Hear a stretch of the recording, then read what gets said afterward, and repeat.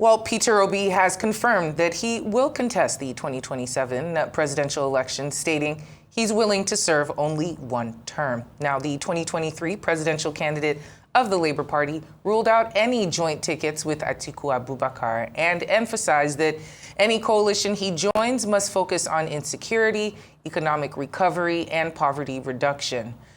Obi criticized President Tinubu's foreign trips, saying they contrast sharply with the insecurity and hardship in the country. He also outlined plans to prioritize security, education, and cost-cutting in his first 100 days if elected, that is. He reaffirmed commitment to the Labour Party despite ongoing leadership disputes and said efforts were underway to secure INEC's recognition of the Nanadi Usman-led faction. Well, joining us now is former Labour Party spokesperson Nana Kazaure for a chat about Peter Obi's hint of running for president in 2027 for one term, his vision, the significance of his one-term vow, and how it could shape the 2027 race. It's great to have you on the show. Thank you for joining us this afternoon. It's good to be here, Hawa. How are you? Good afternoon, Temi Tokwe. Good afternoon, Hawa. Good afternoon. Well, Peter Obi is discussing this one term in office, but can you confirm that what the Labour Party's official position is on his declaration? Are you all in line with a one-party term? And what would be the benefits thereof? There are many benefits with a Peter Obi presidency. One thing we know is that a Peter Obi presidency is not the first thing he said he's going to tackle within the first 100 days, and he said it very emphatically even recently, would be to tackle the menace of insecurity in Nigeria, to ensure that we have better education, better healthcare for the people of Nigeria. Peter Obi's presidency is one that we should understand will be very people-centered because he's very big on human capital development. Without human capital development, Nigeria cannot thrive without being educated. For example, you might have a talent in something. We see it happen a lot at the time where people open up businesses. But because they're not properly educated, especially in terms, for example, finance, you see that they have issues, there are glitches, you cannot crunch those numbers properly. So he's very big on education, he's very big on ensuring that the Nigerian people themselves develop themselves educationally so that we can thrive as a country. If we're not educated, it's almost impossible for us to do well. If we don't have, he even said it, that the first thing he will hit the ground running and doing will be ensure that Nigerians are secure. The lives of Nigerians, the businesses of Nigerians are secure. Without security, many of the things that we want to do as a country will be almost impossible. Now, do you believe, I'm just wondering, Nana, do you believe a one-term presidency can actually allow Peter Obi to implement significant reforms without being beholden to political pressures associated with seeking re-election? I'm sorry, Temitope, I didn't hear you properly. I was wondering if you believe a one-term presidency is enough time for Peter Obi to implement significant reforms without, falling under the pressure, the political pressure associated with seeking re-election? You see, if Nigerians do not trust, this is what he said to us when we asked him this question. He said, it's about his integrity as a person. It's about the legacy that he wants to leave behind. If somebody like President Tinubu, which I must say personally, now politics aside, I am quite disappointed that he's not been able to, take the reins of this country. If Nigerians have a distrust in the word of politicians, it's not by virtue of anything Mr. Peter Obi has done. It's not, it's because of the history, unfortunately, the very abusive, so that's why there's a lot of mistrust between Nigerians and what her political leaders tell her. One thing we know that a Peter Obi presidency will give us is that institutions will not be run by strong men. We will have stronger institutions.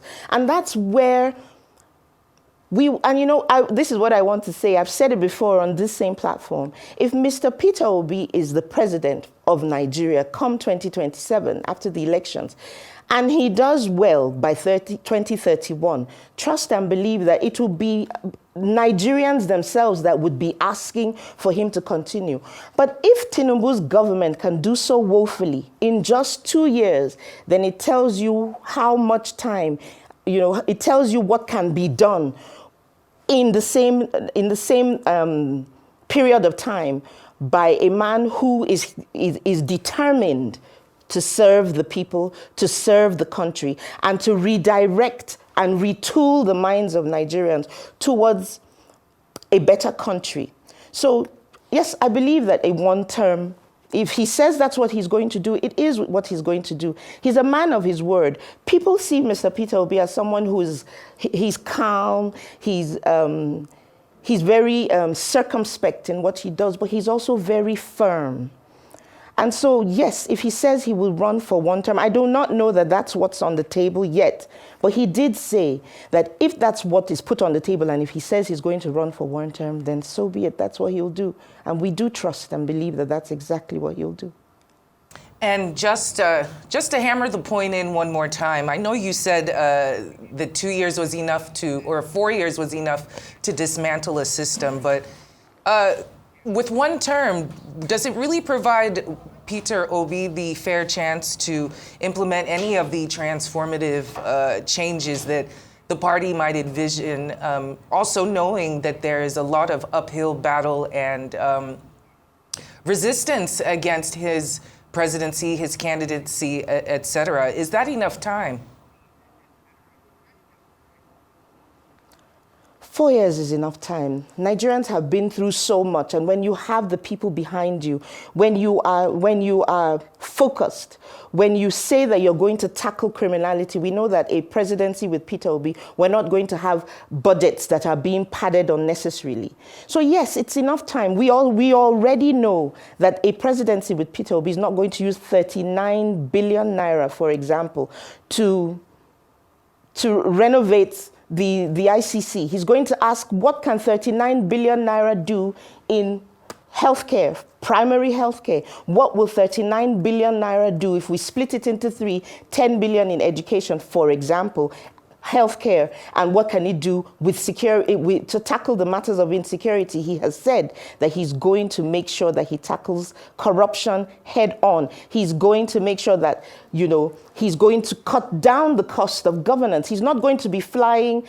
In your presentation, you talked about how he critiqued the Nigerian taxpayers' money has gone into traveling out of the country, and we've not seen the results. The president has traveled over 40 times out of Nigeria, and Nigerians still have not seen those results. It's just, promises, promises, promises. This will, we will, we will. What we want is somebody who's going to sit down and get to work.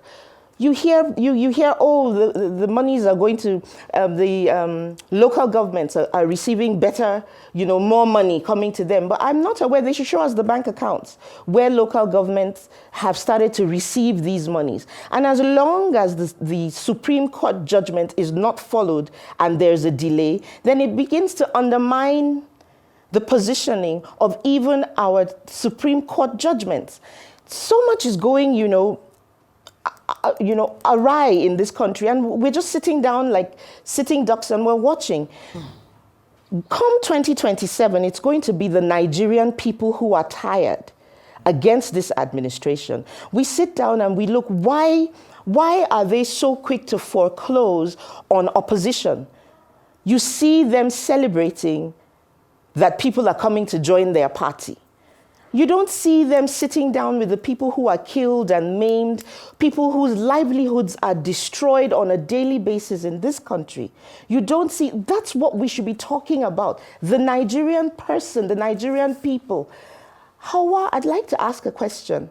When last did you go to the market and you didn't feel like you were being robbed? Because your list, you know, you went to the market, you probably purchased something for 100 naira, and as of today, it's already 500 naira. One careless comment on the day of President Tinubu's inauguration put us, you know, today, inflation is not something that you just see people discussing on television only. It's right here in our faces. It's right, people can hardly live. On Saturday, I was with an old secondary school mate of mine. She was my senior in secondary school, and she said to me, she's an assistant director. She earns about 240,000 naira. She says it's not enough to even fuel her car in a month to get her to work. That's why I'm saying that it will be the Nigerian people against this APC administration, because the hardship is too much. One thing I also do know that, I also do know is that, sorry, allow me to interrupt. So I'll just like to take us back a bit. You know, you talked about trust, and you said Peter Obi is a man of integrity and you trust him. But there's one person, you know, that seems to be disagreeing with him publicly, and that is former presidential aide Reno Omokri, who says the North should not back Peter Obi for the 2027 election, that Peter Obi would not keep his promise.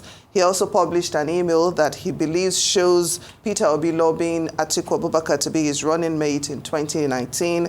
And, you know, he has threatened to publish more documentary evidence. I would just like you to react to that. You see, Reno Omokri is somebody that I would ordinarily, if you didn't bring him up, he's somebody that I would not even want to talk about. He's somebody, this same person was the one that went around. Did he not have a protest in the UK that Tinubu should not run? What is it he even did? He was all over the place in the UK, running up and down, calling Tinubu a drug lord. There's nothing he hasn't said about President Tinubu. So why should I expect that he wouldn't come? He's singing for his new paymasters. Why would I expect that he wouldn't come for a Peter Obi? Why would I expect him not to say? He said so many things about so many people. So why are we having this discussion? Please, let's talk about, you know, I'd rather when every minute, every second that I have, I've always said this and I will still reiterate this, is to talk about Peter Obi, not to talk about distractions like Mr. Reno Omokri. Fair enough. If Mr. Peter Obi lobbied in 2019, thank you very much. It's not a conversation that I think I should spend any time on. Exactly. Let's talk about the joint ticket that was proposed with Atiku Abubakar.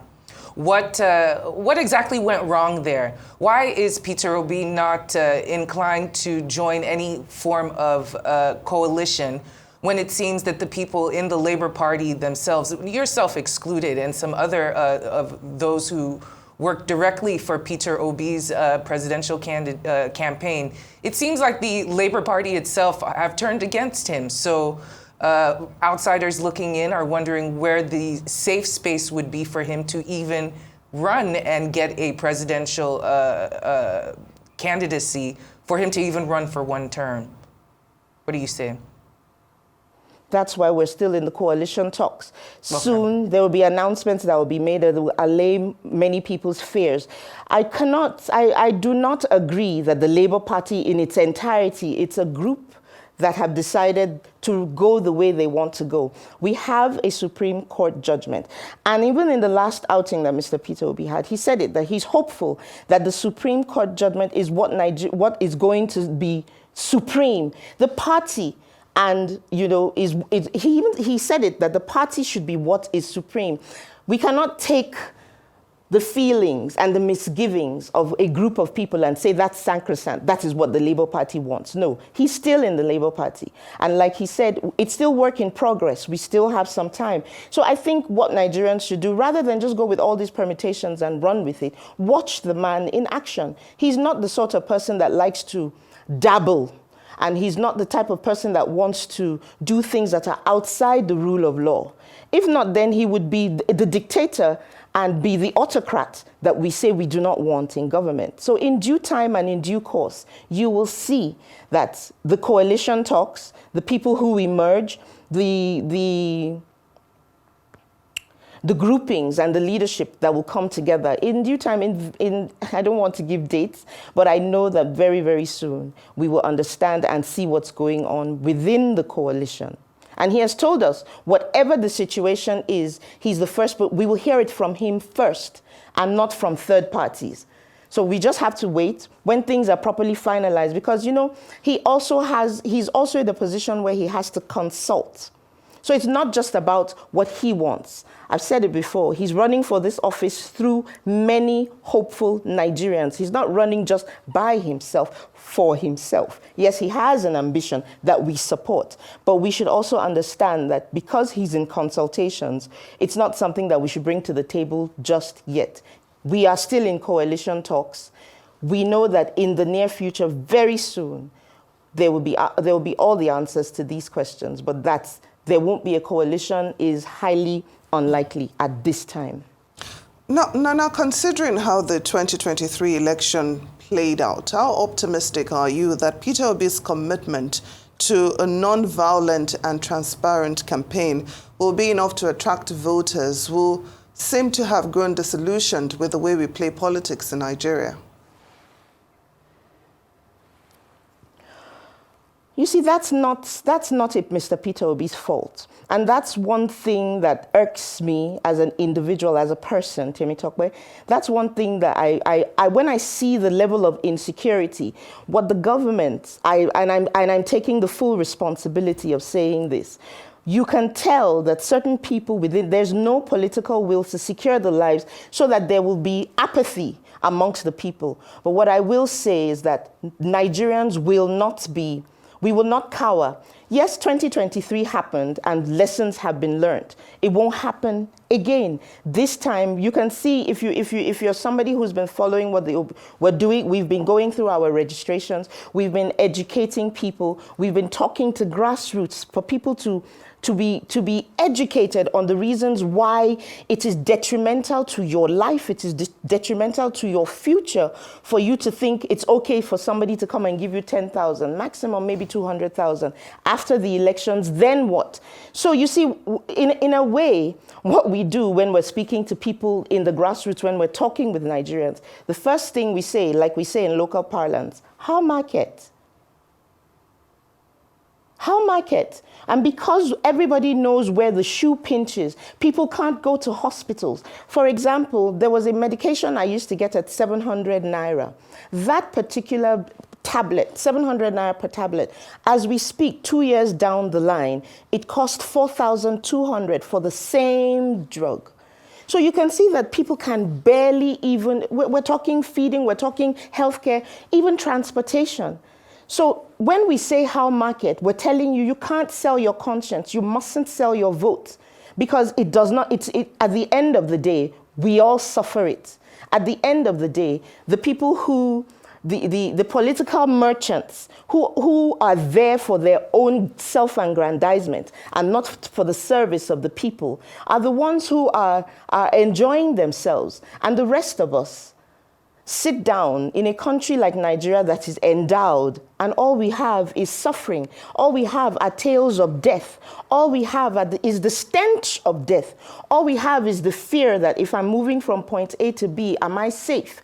All we have are the stories that make the headlines of insecurity. So at the end of the day, with the lessons we have learned from 2023, our focus is on INEC. You can actually see that we've been talking about having our electoral reforms that mustn't be tampered with. So INEC has a lot on their plate, and we expect them to do better coming 2027. In terms of violence, His Excellency Peter Obi has done it before. When he felt that he had an issue, he took it to court. He told everybody he's one person that believes very strongly in the preservation of life. He won't tell you to snatch it, grab it, run with it. So now the onus is on you, it's on me, it's on Nigerians all over to be able to say, you know what, we won't do this violently, but we are going to pay close attention at every polling unit to our votes. The votes of Nigerians must count. The insecurity that goes on in this country, Nigerians should and will make sure that right there and then, because it will be a lot more difficult for them to rig. For example, if there are 20 of us that have registered at a particular polling unit, and all 20 of us show up, because there was something that the senior advocate of Nigeria, Femi Falana, said on a sister program, and I've always held on to that. How many guns and how many bullets or canisters of tear gas do they have to tear gas over 200 million Nigerians?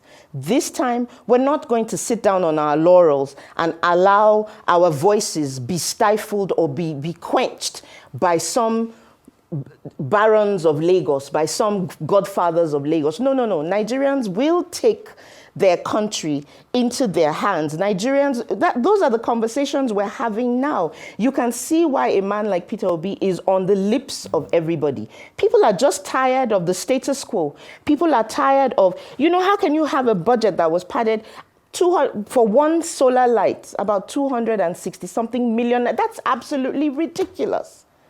So Nigerians, we won't be violent, but we will be alert. We will stay, we will make sure that our eyes remain on the ball. Right. The suffering is enough. We can't keep up at this pace. It's getting really, really frustrating. Very well said. Recently, even recently in Abuja, Apo was attacked by there were bikemen that came as bandits and were about to attack. When you look, we're not happy. Yeah. I asked somebody in the newsroom while I was waiting to come on. I really hate to interject. We are out of time. It's always a pleasure to have you on the program. All eyes are on the judiciary and on INEC and, of course, Peter Obi's all candidacy. Eyes on INEC. Thank you so absolutely. much. Thank you so much for joining us for this discussion today. Nana Kazaure, the spokesperson for the Labour Party here on Newsday. Thank you.